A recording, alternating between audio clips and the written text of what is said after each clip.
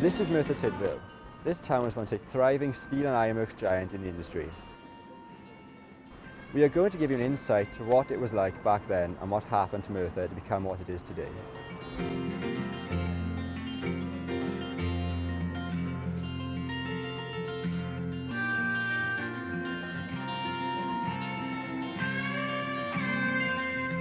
We're going to Merthyr Tydfil Library today to speak to Caroline Jacobs, a woman who has researched Merthyr's past and works in the information section in Merthyr Tydfil Library.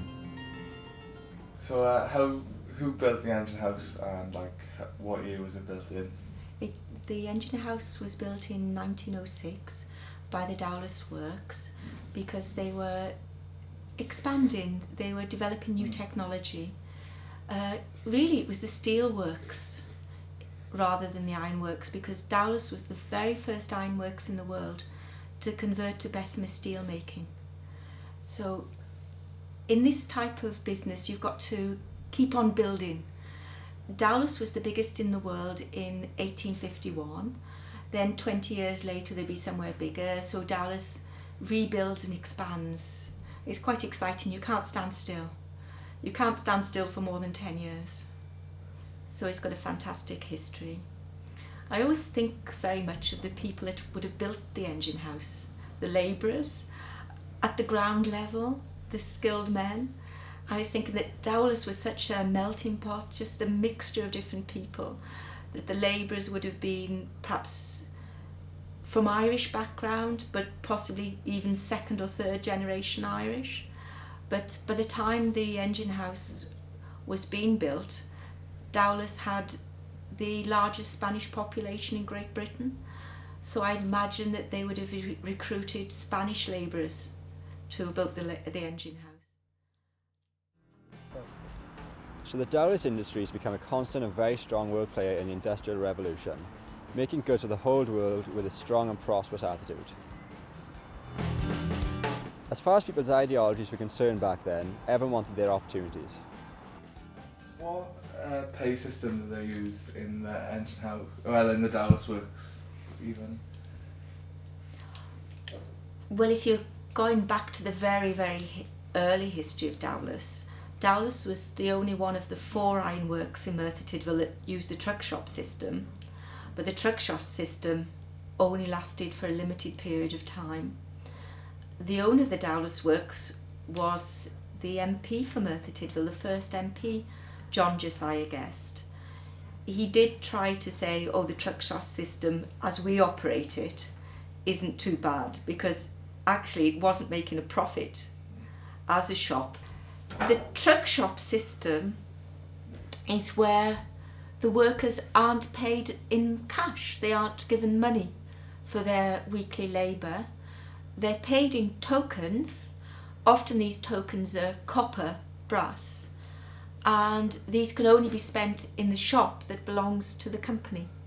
They also had a very interesting way of paying workers for extra work productivity, because if they had a big job on or perhaps they broke targets, they used to pay the men in beer notes.